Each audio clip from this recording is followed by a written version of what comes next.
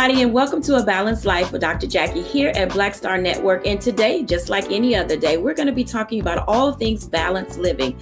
Now, of course, there are a couple of things that we can do on our own, things that we can do solo.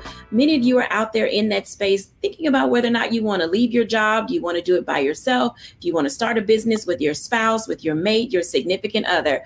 Well, let me tell you, we have curated a panel today along with our contributors that are going to talk to us about the ins, the outs, the ups, and the downs of working with your spouse. But then also, what does it look like for you to have you together? I say it each and every week. You have to take care of you first and be responsible for yourself before you bring anyone else into your space. Today, we are joined by Pastor J.T. Johnson of the Word Church out of Houston, Texas. We're going to have some special time with two of our guests, the doctors, Bishop Jennifer and Aaron, that are out of Columbia, South Carolina. We're also joined today by Dr. Tierney, our Level Up coach, and of course, Stacey Owens, who is the owner, founder, creator of Creating Z School of the Art and Technology.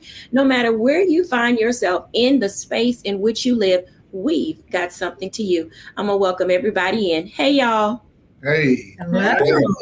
Ooh, I am so glad that we are here today to talk about all things balanced living, but also some of the things that relate to what makes you who you are. Now, I think that each of us can say that we have been in that space where we tried to figure out not only what makes us tick, or be ticking time bombs, and also what makes the people around us tick and how to keep them from ticking time bombs. So I want to start with Stacey for a moment. If she can give us a few tips about what makes Stacey Stacey and how do you stay away from those landmines when you're working with other people. Hey, Stacey. Hey. I'm starting with you first. Wow, what makes me Stacey, or what makes Stacey Stacey? Just being myself and being true to myself is what makes me who I am. I found in this entrepreneur world that once I stepped out and started opening a couple of schools, I was in a space where I didn't have a lot of people around me who understood the same space. Like, it wasn't a lot of people in my family who were entrepreneurs or my friends. They were principal of schools, but they never founded a school. So I found that I was in a territory that no one could really mentor me through. So I had to really do some self-searching within to find out who and what I believed in, what principles I wanted to stand on. Standing on truth is one of the main principles that I wanted to stand on, and making sure that I served the population of disenfranchised. That was something I wanted to stand on, because once I made those decisions and decided, who I was I found that it was very important, because as people started surrounding themselves with me, they would try to take you in their direction, or they would tell me how, all the things that I shouldn't do. And if I wouldn't have already decided on who I was, what I stood for, then I would have been in a mess trying to navigate through all the things that people wanted me to be. And so I think Stacey is just me, someone who wants to bring light and love into others. So tell me this, Stacey, what keeps you from becoming a ticking time bomb? I am a ticking time bomb. Oh, hey. I can be a ticking time bomb, but I think awareness keeps me there, because I also, I found it interesting that God did a lot with me as I started this process in terms of my character. So I used to explode really quickly if I felt like you were attacking me, or I stayed in a posture of defeat, or not defeat, but defense. And so I had to learn that I didn't have to fight everything. I didn't have to, argue about everything. I just needed to know what it was that I wanted to do, so that when folks started coming at me, I knew what to stand on, but I also knew when I needed to listen and be open and learn from the wonderful people that he placed in my life to teach those hard character lessons. So I had to find a balance in between the two, so that I wouldn't kill my own dreams, by getting in my own way. So I think, I keep my bomb very protected and sheltered now, because, to be true, you can learn how to be different. You can flush a lot of things, but it can be some of those things that's still in you. But if you are aware that it's there, now you can control it. So now it's all about being aware of who you are so that you can control those things that need to be controlled.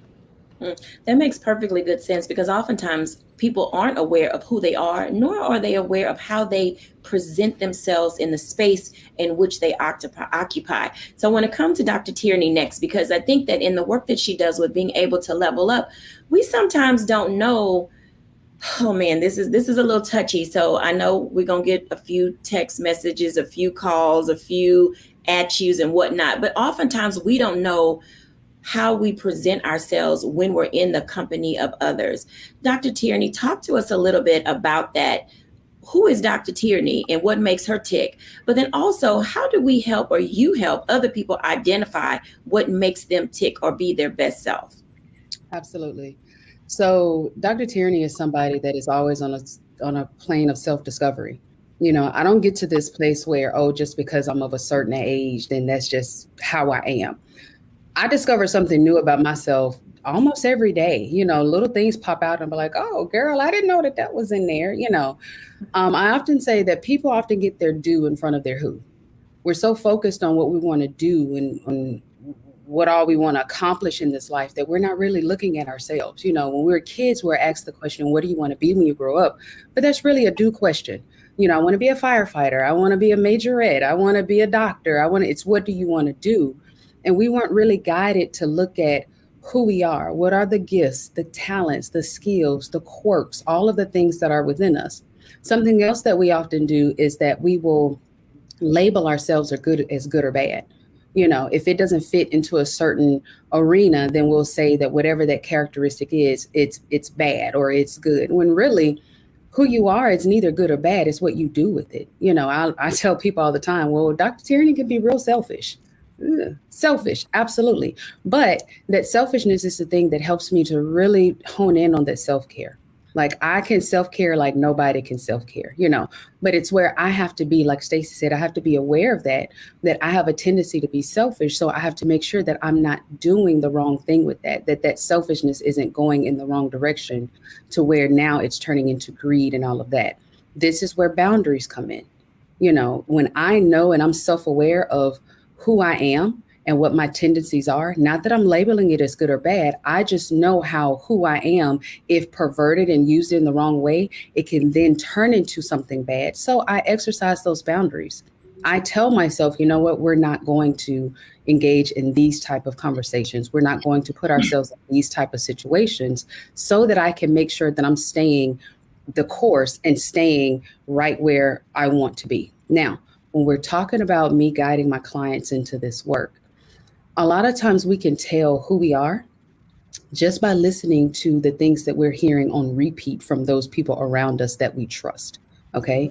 If 5 people tell you that you can be real slick with your mouth, then you might want to listen to what them 5 people are saying. Everybody is not wrong in what they're saying. You are the common denominator in these 5 different relationships or these 5 different interactions or whatever it is, So you have to take into account some of the things that the people around you are saying to you can help you to point and pinpoint what it is when we're talking about who you are and those characteristics. And again, not that it's good, not that it's bad, not that we're putting any labels on it.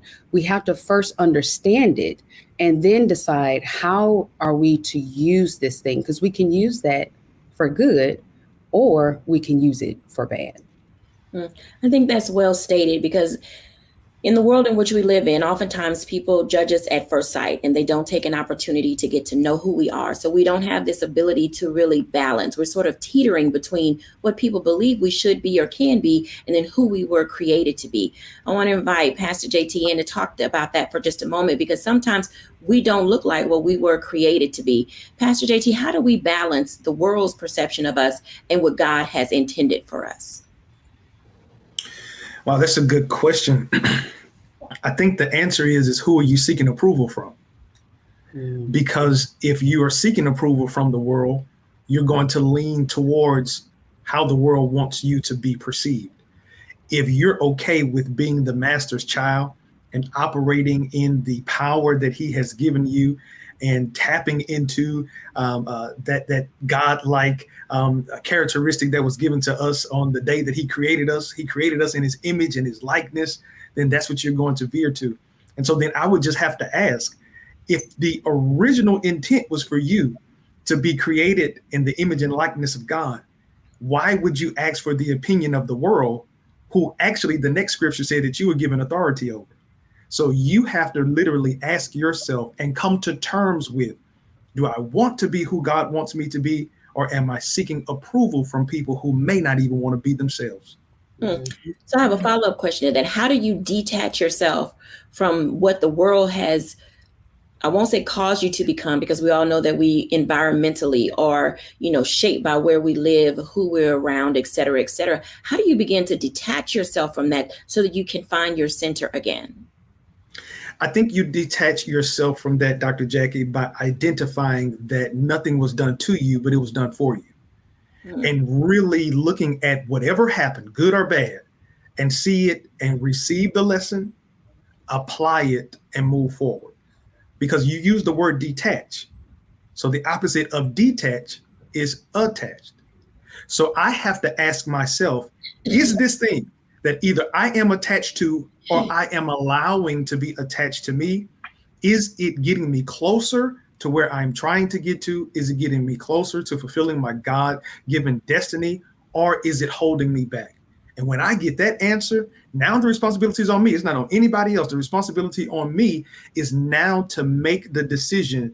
Am I comfortable with dying in this space, only living to be half of what I was created to be, or releasing this and becoming all that God thought about when he said, let him or let her be?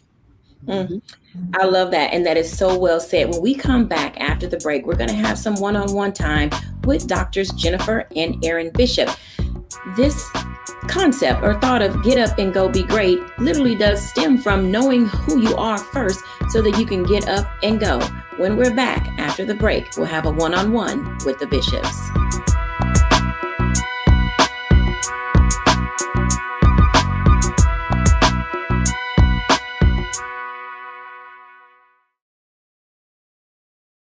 Folks, Black Star Network is here.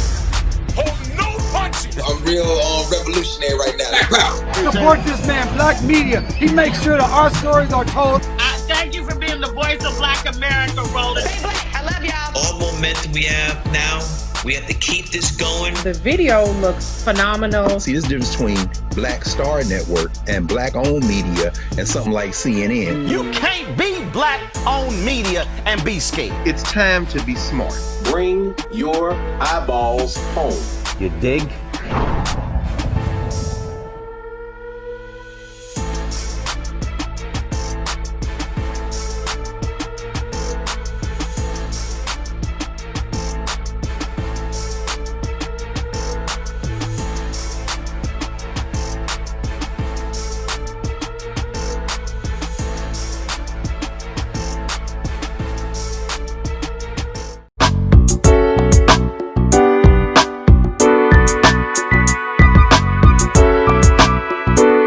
Welcome back, everyone. As you can tell, there are going to be times in your life where you are torn between who you're supposed to be and what the world is telling you to be. And oftentimes when we think of relationships and dating, getting married, or, having a significant other in our lives, it can be a chore and a task to have that right person come into your space. Then add that on to working with the person who you've chosen to be in your space. Hey, Bishops. Hello, how are you? I am good. I am so excited that you are here to talk to us. Number one, tell our audience who you are and what you do. And then let's get into this get up and go be great, because I know there's some days I don't want to do either. Listen, Dr. Jacquie, you are so on. And so I'm Dr. Jennifer Bishop, and this is my husband. And college sweetheart. Yes. Dr. Aaron Bishop. Absolutely. And so we attended Savannah State University. We both were athletes, and we were scholar athletes, and we went on athletic scholarships, and we found each other in this space of where you discover who you are, in the beautifulness of an HBCU, and a beautifulness of still being on your own, but still being parented a little bit. And so that's our start. And so it's been it's going on 28 years that we have been on this journey together, and it's been beautiful. Now, has there been ups and downs? Absolutely. But we found our niche in one another. And what's unique about being college sweethearts is that we knew each other as we were learning each other, right? As we were learning how we were supposed to survive and navigate as individuals, we found a way to do it collectively. Hey, listen, I'm just a full-time bodyguard. I don't know what all the other stuff she said. You see how beautiful this woman is? I got to protect this beauty at all costs, at all times. Well, that is the first part of having a really strong relationship. That priest, protector, provider is there. And if you guys are college sweethearts and now 28 years into marriage or being together 28 years, oftentimes people don't know how to navigate the layers because you go through different stages. You start out as teens, then you're young adults, then you become middle-aged adults, and then we become mature adults. How do you help people navigate the various stages of growth in marriage?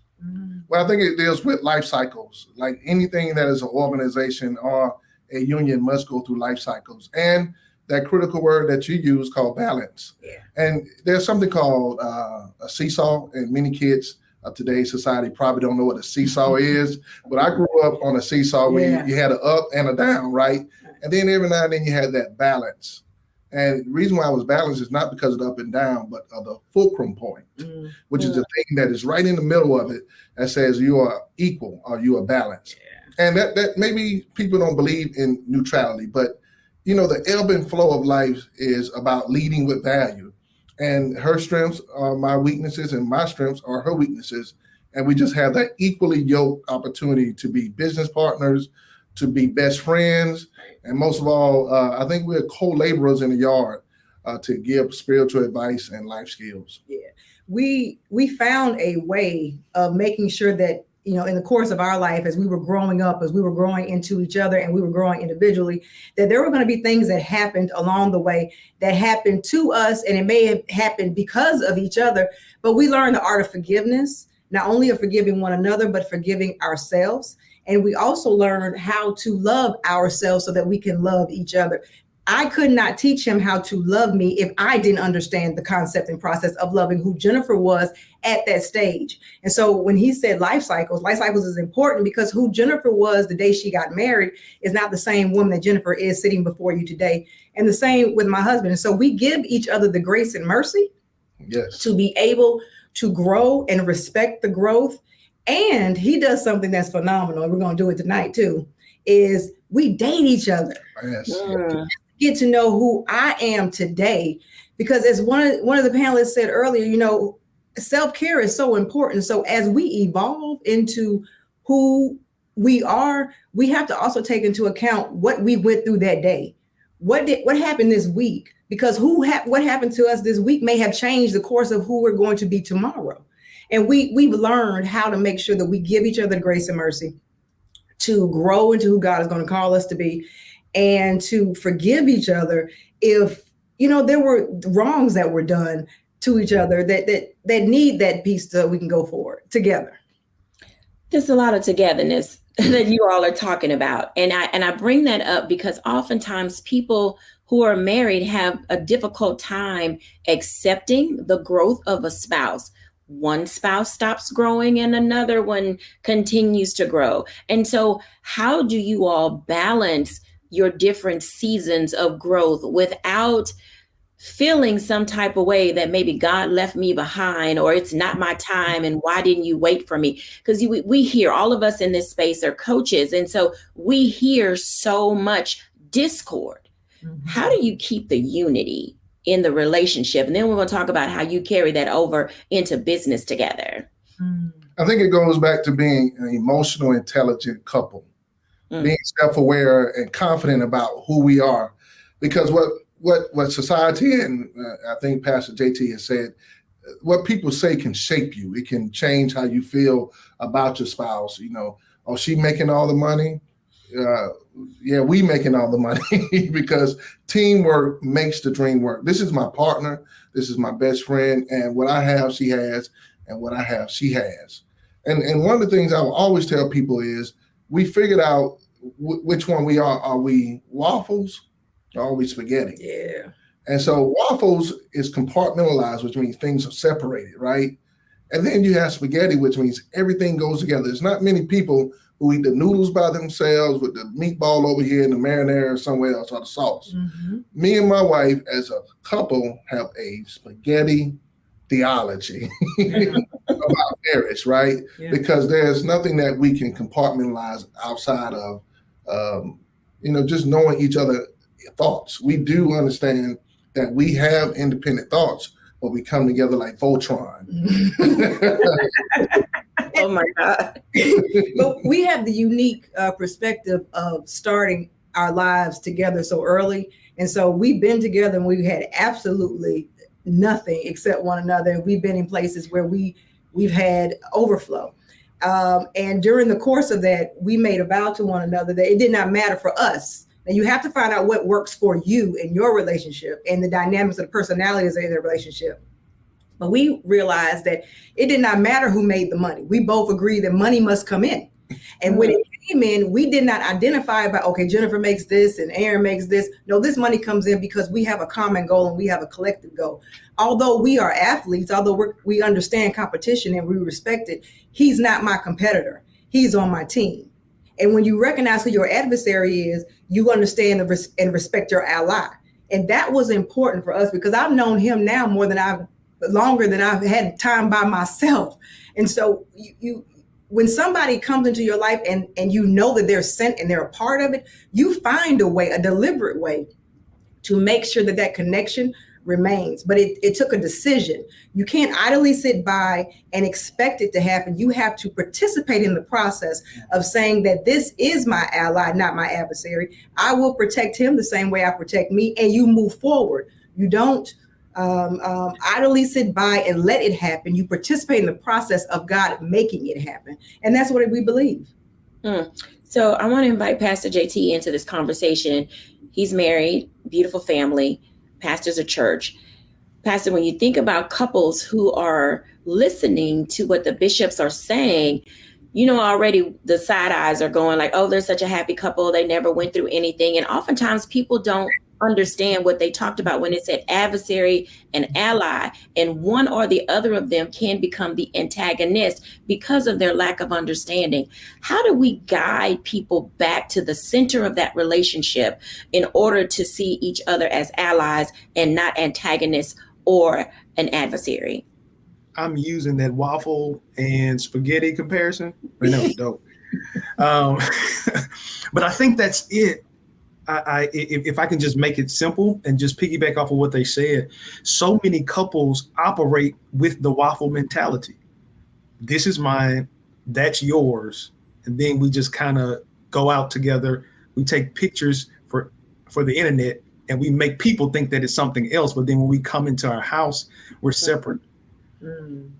There has to be a union. And I always talk about this. We spend so much time getting prepared for the wedding that nobody takes any time to discuss what in the world this marriage is going to look like. That's a merger. And so whenever you think about that, it's almost like Sprint Nextel. You remember when they came together and they tried to figure out how they could keep their own identity. And we kept saying Sprint Nextel until it was at one point, Nextel fell off and it was just Sprint. And so I believe that that's the thought. At some point, somebody is going to have to be vulnerable enough that my way may not be the best way for us. And then we come together. That happens after communication, not making an announcement, but communication where we talk and we understand what's best for us. But then after that first C comes compromise, understanding that this is the best way for us to move together as one unit. And if we operate like that, and I love how my brother, Dr. Bishop said, man, I'm just here being her bodyguard. Man, sometimes it's hard for us to understand who we are to each other. If I'm your peace and you're my protection, if I'm your tranquility and you're my place to be vulnerable, how in the world could I ever be the one that's causing the problems that I'm trying to eradicate? Whenever we get to that place to understand that we are bone of our bone, flesh of our flesh, we are one, I can't continue to hurt you because hurting you hurts me. I love that. I'm going to pause and take a break. When we come back after the break, I want to dive into this a little bit more, because these working relationships that we have to have, married, single, employees, or otherwise, it requires us to understand not only who we are, but to be balanced ourselves mentally, spiritually, emotionally, financially. All the LEs have to be engaged when we're back after the break.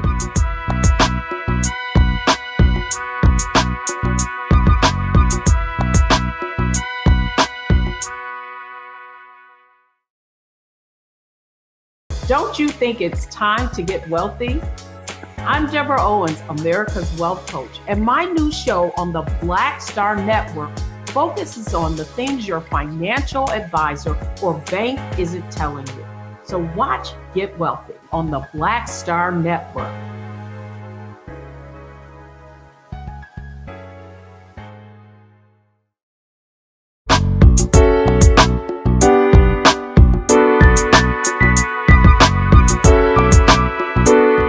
Welcome back, everyone, to A Balanced Life. And as you can tell, stepping out by faith on the things that are supposed to be yours in this life really does require you to be a part of it. I want to kick off the top of this hour with Dr. Tierney. The bishop said something that was very important, and it was how we see ourselves in the grand scheme of everything that we are. Dr. Tierney, talk to us about this process of being able to personally level up so that you can professionally succeed. Absolutely. So a lot of times, especially in the advent of social media, we're so preoccupied with how other people see us that we're not thinking about how we see ourselves. So it's a lot of people walking around with these masks on, sending their representatives into these different arenas because they're more focused on making sure that whoever is in the room or whoever is looking at them on the gram or whatever eyes are on them looking at them, see them in this carefully curated, whatever it is that they're trying to put forward, instead of really taking that time to look at themselves to say, wait a minute, who am I? Better yet, who do I want to be? Going through my life, and so it's really important that we take a beat to say, wait a minute, what is it that I want to do with my life? And what does that look like for me, not for anybody else? When we make the mistake of wearing our mask everywhere and not really knowing who we are, then any relationship that we enter into, it can be business, professional, personal, whatever it is, we're going to take that mask into that relationship and then wonder why the whole thing falls down. I can't come into a relationship with someone pretending to be one way and then get upset when that person responds to the representative or the mask that I'm putting forward and my needs aren't actually being met. I'm not actually putting forward my needs. I'm not actually saying who I really am in that arena. And so I walk away saying, well, they didn't give me what I needed. I felt unfulfilled and I'm blaming the other person when really the person that's responsible is me, because I wasn't being my full authentic self in those spaces. So before we can talk about really being in those spaces in the way that the bishop outlined, we have to be that for ourselves first. I love what Dr. Jennifer said. She said, I couldn't tell him how to love me if I didn't know how to love me. It all starts with ourselves. It starts with the one here, the person here, before we can then be one with anyone else or properly work with anyone else. I like that. Stacey, add in for us, because Dr. Tierney talked about how when we build things, they can fall down. And oftentimes it's because the foundation is faulty. How are you helping this generation of children and young adults build, but also in the ways that you work with your staff? Because oftentimes we're the linchpin. We're the person who sees everything and are always there to help guide others. What does a firm foundation look like when you're trying to discover how to build upon what you need in this life? Well, like Dr. Tierney said, I mean, it starts with you. You got to start within. And then I always think that emotions are a part of that foundation, like learning how to be in control of your emotions, learning how to recognize, what your triggers are, what your emotion, what's, sparks certain emotions within you. Because if you are walking into those spaces with a mask on, And then people start to peep that you have a mask on and they start pulling at it and tugging at it. What are you going to do when they find out that you're not walking in your authentic self and they start challenging you? What's going to be your next response? How are you going to emotionally get through that? Are you going to fall apart? Are you going to be able to stand up and say, you know what? I really am not like this. This is who I really am. Are you going to be able to look within and start improving on your characters your character deficiencies that people are bringing to your awareness? So how do you strengthen your foundation starts with finding your weaknesses and then growing from that. I think we tend to stand on our strengths. If you ask anybody, what are you good at? They'll tell you, and they'll tell you with pride, and they'll tell you with comfort. But when you start asking folks to say, what are the areas that you need to work on? Sometimes we can struggle with that, especially if we're not in a space and place that we're prepared to emotionally talk about the things that we don't do well. And then can we find the truth in it so that we can grow from it? So I think the foundation starts with some of your emotions as well. Absolutely. So we're talking about the four corners of the foundation that we're laying. So Dr. Tierney is saying to us, bring your authenticity. Stacey is saying to us, absolutely make certain that your emotions are intact. Pastor JT, if you're laying a firm foundation, what corner would you have or cornerstone would you have for your corner of the foundation?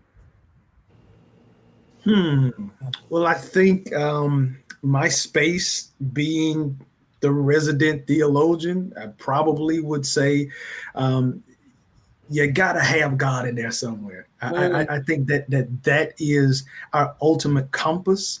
I believe that's what, in the terms of how I describe my wife, but I think that's what holds us down and lifts us up at the same time. So one of those corners, got to have God. Matter of fact, God need to be at the center. I think we'll give the bishops the other two corners, right? But I think the center has to be God, because if he's not in the center, everything else is chaos. We're going to come back to chaos in a minute. Bishops, tell us, what are the corners of your foundation? Well, I'm going to say that you need to understand your breaks. Understanding management. Let's say management.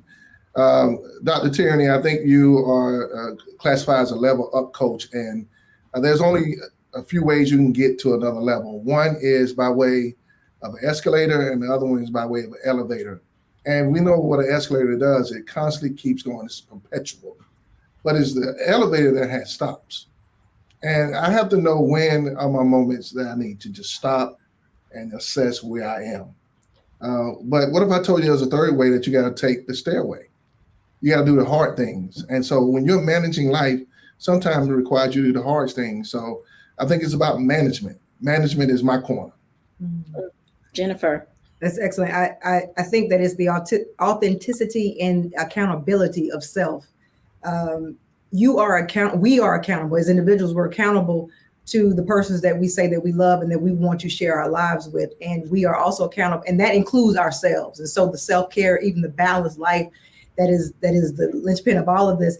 It's making sure that we are accountable to ourselves so that we can then be accountable to others. Pastor JT said something that Bishop and I talk about a lot when we talk to couples. There's a lyric by Prince that says, would you run to me if somebody hurt you, even if that someone was me?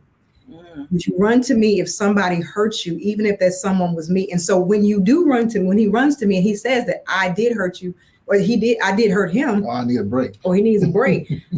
It's not personal, it's preservation. And because I trust him with my life in the same way, I respect the place that there needs to be balance, and there needs to be an availability for me to allow him to go and grow, and for me to do the same thing. Well, I'm not saying I need a break. When I say I need a break, I'm saying we need a break. That too. So I'm talking about we need a vacation. Want that too? Because perpetual motion can cause perpetual problems. That's true. Being an escalator all the time can cause with no shut off, no stop. That's a lot. It could be a dysfunction in a marriage, a relationship, and even a job. You got to have retreats, moments where you say, "Hey, let's have a moment and take a break." And there's also those times when you, as who you're growing into, have to have that break too. And invite all of us. And so it's just about, to me, the accountability of being the person that you said, I think Stacey said this, the person that you said that you were going to be, and letting that person grow and being okay with the growth and forging the relationship forward as that goes. So those are important for us. You know, these corners in the center, whether y'all recognize it or not, y'all actually spell game, GAAME. And oftentimes we can be off our game because we are not balanced. We don't have that ability to be authentic or to be accountable. We don't have that ability to keep God in the center or manage the situation because our emotions are off. And those things can really get in the way of who we're in the process of becoming, what it is that we need to do. I want to bring the bishops back for a second. And then our fourth block, we're going to talk about business because everybody wants to be in business. Everybody wants to make their own money. But man, learning how to make your own coin requires a whole nother level of everything. So bishops, let me ask you this question. When you talk about get up and go be great, tell us one thing that is required for an individual to be able to do that. What does that look like as people are trying to discover how to get up and go be great? One word, perseverance. You have to understand that the expectation of what you may see on social media is not the reality of what today may look like. It takes a process to get to the prosperity, to the profits. It takes a fortitude to be able to have the stick-to-itiveness of it. And it takes a resilience to know that while you may have gotten a no, they just didn't know how to spell because that only meant not now. It does not mean stop. It means to continue to persevere and to go for what you need. But you have to have the stick-to-itiveness of the fortitude to be able to go to your next, because it's not as easy as social media makes it look like. It's not as easy as people may give you an interview of and just spill some pretty words. There is a lot that goes into making sure that the lights are on, not just for you, but also for the people that you employ. So there's levels to it. And, you know, it is that stairway versus an escalator versus an elevator when you're in the trenches of building a business, sustaining a business, and also growing a business. Absolutely. Aaron? Well, I'll tell you this, if you plan to fail, then fail to plan. And not only that, one of the things that I believe is a big mistake for a lot of people who enter business is that they don't have a business mentor. There's some people who have taken this journey way before you have, and they can tell you where the blind spots are. They can tell you where the corners of defeat and dissolve are. And those are the people that will help you have that sustainability, as my wife has stated. But also, as business partners, we have to find those moments where we take the commercial break. My wife will tell you, man, one of the greatest ways to get me distracted from what I'm focused on, give me a commercial. They work.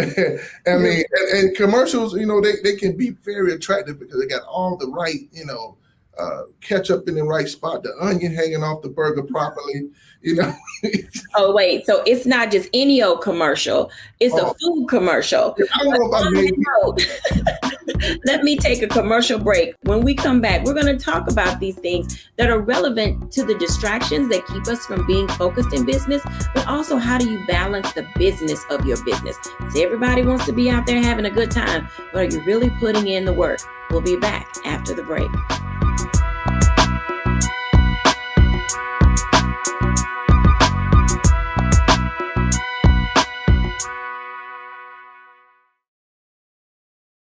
Hatred on the streets, a horrific scene, a white nationalist rally that descended into deadly violence. White people are losing their damn minds. As an angry pro-Trump mob storms the U.S. Capitol, we've seen We're about to see the rise of what I call white minority resistance. We have seen white folks in this country who simply cannot tolerate black folks voting. I think what we're seeing is the inevitable result of violent denial. This is part of American history. Every time that people of color have made progress, whether real or symbolic, there has been what Carol Anderson at Emory University calls white rage. as a backlash. This is the rise of the Proud Boys and the Boogaloo Boys. America, there's going to be more of this. Here's all the Proud Boys, guys. This country is getting increasingly racist in its behaviors and its attitudes because of the fear of white people. The fear that they're taking our jobs, they're taking our resources, they're taking our women. This is white fear.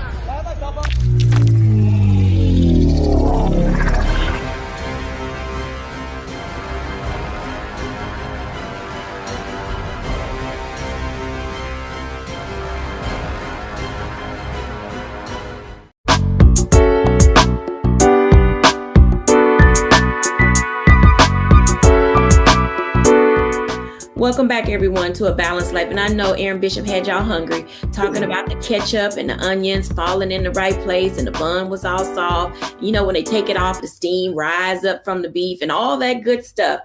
Bringing the bishops back along with Dr. Tierney, because I want to talk about this aspect of how do you balance the business of your business? Are people out here really working, or are they just playing games? I can speak for myself. I work harder now for myself than I ever did for the man.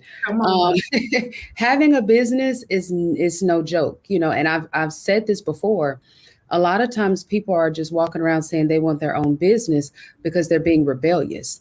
You know, they don't want to submit and serve someone else's business and expect God to bless them with their own business. You know, I learned so much at the feet of my friend's business that I was serving in his baking business before I got my own business. I was showing that good stewardship when I was working in higher education and working for the universities that I was working for.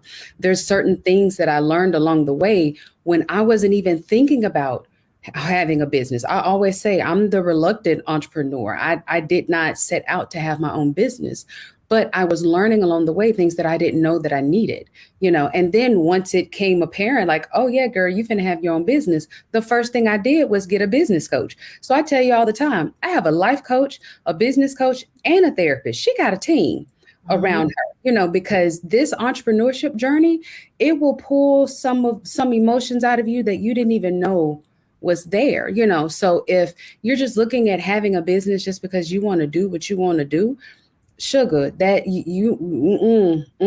we need to go back to the drawing board and really look at your why, really examine your why before you jump out here in these entrepreneurship waters, because it will eat you up and you will sink really quick if you're doing it for the wrong reasons. Absolutely. The doctor's bishop. Listen, Dr. Tierney, you hit on something. One thing that I will say to folks when we're talking about entrepreneurship is that the first question you have to ask yourself, is this a hobby or is this going to be a lifestyle that can sustain you? Because there's a difference in the waters that you're going to have to swim in. Either you're going to be in a puddle with a hobby or you're going straight into the Atlantic Ocean. You're going to learn how to navigate those waters, because it's going to take a different type of vessel to maneuver you through it. You can walk through a puddle, but you need a ocean liner to help you in that Atlantic. And so from the coaches to the mentors, one for us, for me, and also a sponsor, because there are going to be people in your life, in your sphere, that can go in rooms that you can't get in yet. And then those are sponsors, and they're going to be mentors who walk with you and talk with you and help you at the table. And so I learned that I needed both of them.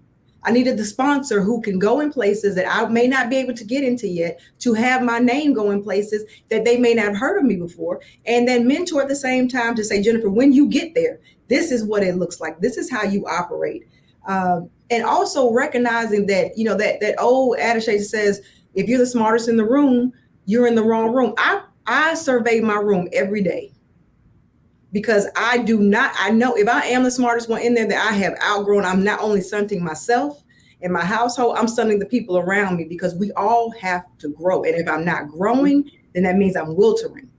And that's when we have to make sure that, you know, that to me kicks off the understanding of is this a hobby where, you know what, it doesn't matter, I'll do it, you know, another day, or no, this is life or death, and I need to make sure I make some moves right now. Absolutely. Aaron? Yeah, so I'm not going to do any analogies about food anymore, because I know I've made too many people hungry. But, you know, this thing called entrepreneurship, or being a businesswoman or a businessman, is not for the faint at heart. If you mess around and jump out here and think you can do this thing like everybody else, you're going to need a defibrillator. You're going to need somebody to resuscitate you real fast because like my wife's book is called No Opportunity Wasted. There are times we can't waste opportunities because the lifetime of the opportunity only lasts the opportunity of a lifetime. Or the opportunity of a lifetime only lasts the lifetime of opportunity. Sorry about that. But here's what I'll tell you.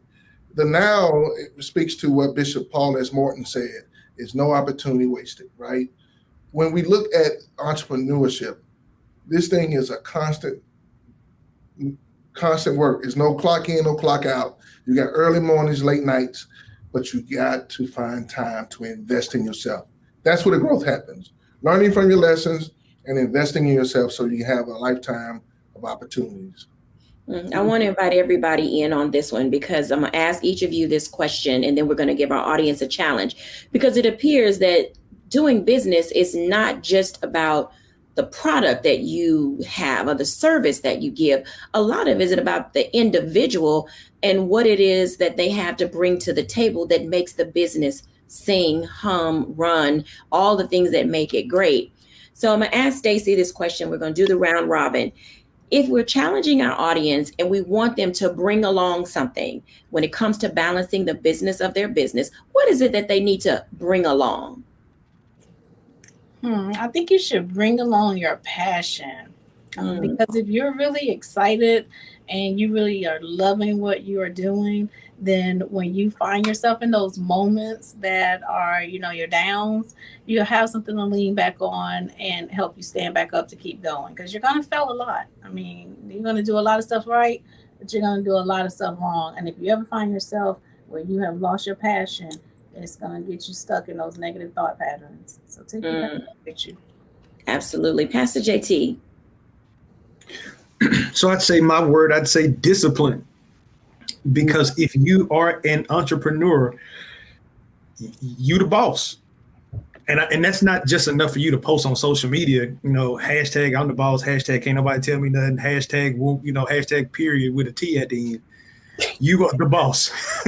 And so discipline is what makes you get up when you don't feel like it. Discipline is to what Dr. Aaron Bishop said, man, there is no 9 to 5, that there is no, I'm working Monday through Friday and weekends off. Man, I don't know the last time I was able to be off. But that I know, like the good book said, if I don't work, I don't eat. But even to another point, if I don't work, my house is not taken care of. To another point, if I don't work, my employees aren't paid. So then now I have to take it a step further. Discipline goes further than me listening to a hot clip on YouTube or feeling good for the first 15 minutes of my day. Discipline lets me get punched in the jaw. I wipe off the blood, figure out how can I miss that punch the next time, and I keep on swinging. Because if I give up in this round, not only do I fail, everybody else that's counting on me does too. That makes so much sense. Dr. Tierney. So I'm going to stick with that authenticity. It doesn't matter what business you're in. I don't care if you're selling T-shirts, coaching, popsicles, or whatever it is. We're in the business of relationship building. And so if you're not being authentically you, then you're going to show up in a way that's going to make people kind of like, I don't know if I want to do business with them. They may not know exactly what's off, but you'll find that it's harder to sell T-shirts. It's harder to get those popsicles sold because you're not being authentic. And people, consumers, clients, they can feel that. They can feel that energy when things are just off. So you always want to make sure that you remember that your number one business is in building relationships with your clients, with their consumer base. And in order to do that effectively, then you have to be authentically you. Absolutely. Bishops. One thing that I would say is that you have to bring your audacity. You have to bring the fact that you believe that what you have is uniquely yours and you can own it. You own the good, the bad, and the indifferent, and you grow with it. So you have to have the audacity to know that I was sent here to do this, and that leads to the passion of being able to pursue all that is going to take for you to achieve what is achievable. I have to say faith. I don't mean to step into the warehouse of Pastor JT, but we know that faith is the size of a mustard seed and it can move mountains. If you want to have a mountain moving experience of getting your business off the ground and getting it to be sustainable, you're going to have faith. Because there are times when you will not know what the end's going to be, but you better run on and see what it's going to be. And don't wait till the battle is over. You got to shout now. You got to go through those moments where you can exhale and inhale the beauty of what God can do in your life, because there are 4 things built upon faith: church, family, school, and a business. And so if you're building a business, it's going to require faith. Professionally, people oftentimes get in their own way, and we're talking about these things that people need to bring along with them in order to be what we consider successful, and not only to live balanced, but also to have a balanced mindset when it comes to business. If we had to tell people some things to just dismiss from their thinking, because, we all bring, as Dr. Tierney says, some stinking thinking to the equation of our lives. I'm going to start with Dr. Tierney, since that's her corner phrase. What is some of the stinking thinking people need to just release as they prepare to keep moving forward in business in 2023? Stop thinking that it's going to look like social media. It's not. It is not going to look like what you see on the gram. First and foremost, you may be comparing your year 1 with somebody's year 5. If you go back and look at what my very first website looked like, matter of fact, if you go through my Instagram and scroll all the way to the bottom, sugar, it does not look like what it does now. People are showing you their clips on the gram. People are showing you the when they got the bag. They're not talking about when they were on the struggle bus. They're not talking about when they barely had enough to pay their mortgage. They're not talking about when the lights went out. They're not talking about that. But trust me, it happened. It absolutely happened. It happened to me. Everybody that's in business have had a struggle bus moment. So please stop thinking that just because what you are doing right now doesn't look like what you see on the gram, that there's something wrong. Let that go. Stay the course and keep running your race. Absolutely. Bishops. I'm going to say the imposter syndrome. So many people deal with this every day, and here's how you can hear their tone, their statements. You'll tell somebody, man, you are doing it. And you know what they'll say? Man, I'm just trying. No, you're not trying if you're doing it. If you're doing it, keep doing it. And so I think we got to get rid of the imposter syndrome. And I don't have time to go into it, but look it up, because some of you all may have that in your life. And he hit the nail on the head for me. I would also leave behind the inability to ask for help. You have to know that you're not supposed to do this on your own. And also, another one just came to me, is that thinking that competition is not healthy for the soul. You have to have competition because it helps you level up. You don't have to sink other people's ships so that yours can continue to sail. You need to know that somebody is doing something so that you can be inspired. Find your inspiration, and it may just be from your competitor. Okay. Stacy. She called me with that one because I literally just saw Stacy and her competitors and all the people who are trying to start schools. So Stacy, tell us. Come for your school, girl. Stop thinking that you are not enough. So everything you need, you have within you. You just got to know what your gifts and your talents are, and remove all that self-doubt. So stop thinking you're good enough. Just do it. Absolutely. Pastor JT. I say ditto to everybody, and I'm going to add this one. Stop thinking other people's thoughts. God gave the vision to you. Yes. So you shouldn't be bound to trying to get approval from other people, or if other people don't see how it's going to work, don't allow those negative seeds to be planted in your garden. Only thing that you need to do is rehearse and repeat what God has said to you, and not reflect on what they are saying to you or about you. Absolutely. I love all of these, and they give us an opportunity to really see how we can forge ourselves forward in whatever life it is that you're trying to live. I'll give my reflections when we're back after the break.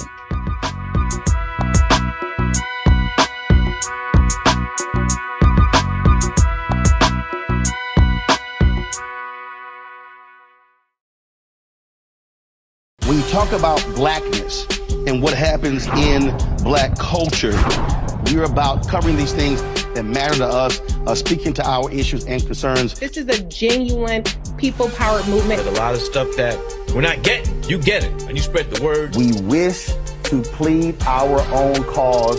Too long have others spoken for us. We cannot tell our own story if we can't pay for it. This is about covering us. Invest in Black-owned media. Your dollars matter. We don't have to keep asking them to cover our stuff. So please support us in what we do, folks. We want to hit 2,000 people, $50 this month, raise $100,000. We're behind 100,000, so we want to hit that. Y'all money makes this possible. Checks and money orders go to P.O. Box 57196, Washington, D.C. 20037-0196. The Cash App is $RM Unfiltered. PayPal is R Martin Unfiltered. Venmo is RM Unfiltered. Zelle is Roland@RolandSMartin.com.